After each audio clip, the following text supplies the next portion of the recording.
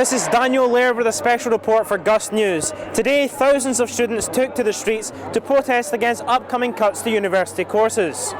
The cuts include modern languages, nursing, sociology and anthropology.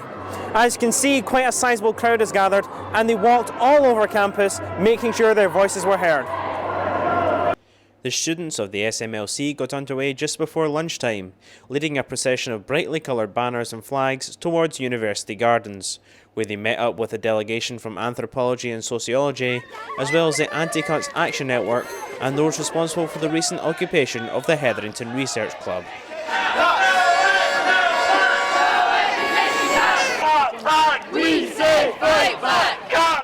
There was no shortage of chanting and noise as the 2,000-strong crowd continued down University Avenue before climbing to the library and then through the main gate on the way to the quadrangle.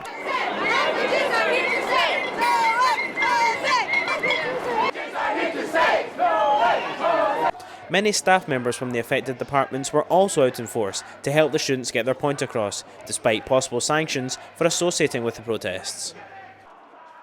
When the assembled crowd reached the quadrangle, there were speeches from lecturers and campaigners, and the chants included demands for the resignation of Professor Anton Muscatelli, the university principal who has been accused of making strategic decisions on the basis of profit, rather than the quality and diversity of teaching and research. A very enthusiastic and loud crowd here today then. To get some more details on what the cuts will mean for students, I went to the Hetherington building, home of the School of Modern Languages and Cultures, to speak to students and staff about the issue.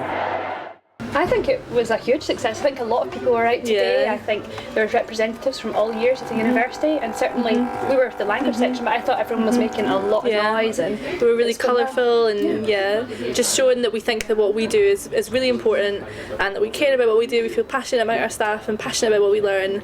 I didn't see any problems at all. No, they were great. No, the police were fine. There wasn't a huge police presence either. There was very few police. So, if you had one thing that you could say to Anton Muscatelli and the rest of the people in the university court who are in there right now, what would it be?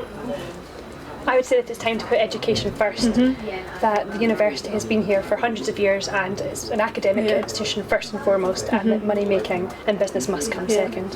Absolutely, and that the university has to think about not what's good for itself as an institution in terms of the money that it's making. It has to think about what's the best thing for Scotland as a whole. As a nation, what do we need? And we need linguists, and we need nurses, and we need people who study anthropology, and we need a good adult and continuing education department.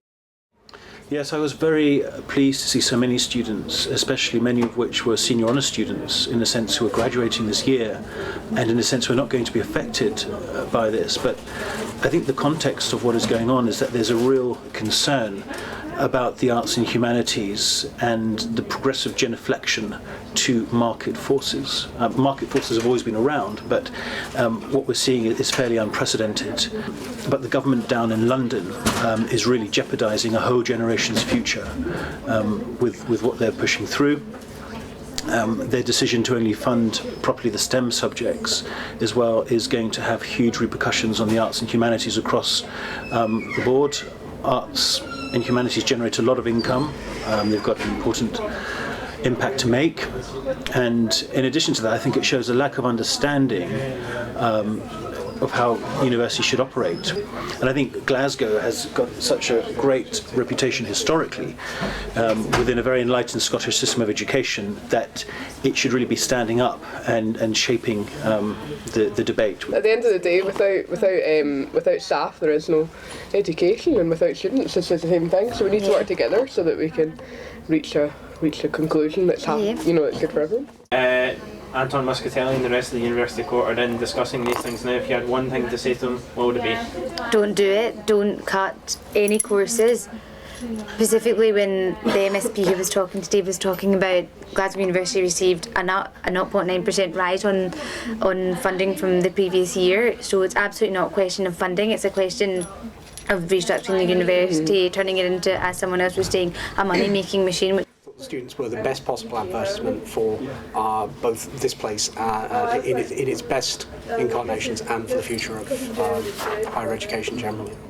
one of the phrases I think to look out for around the place is the notion of the public university, and that idea that the staff and students are in it together is very much part of the question of a public university as opposed to a privatised one. Listen to the reaction there has been from around the UK to the sorts of measures that are being proposed for the University of Glasgow.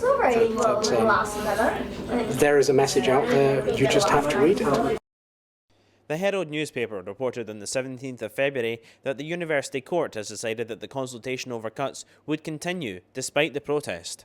Furthermore, the University Court outlined the proposals in an email to all students and staff, which included voluntary retirement and the withdrawal of a large proportion of study areas in departments such as the School of Modern Languages and Cultures.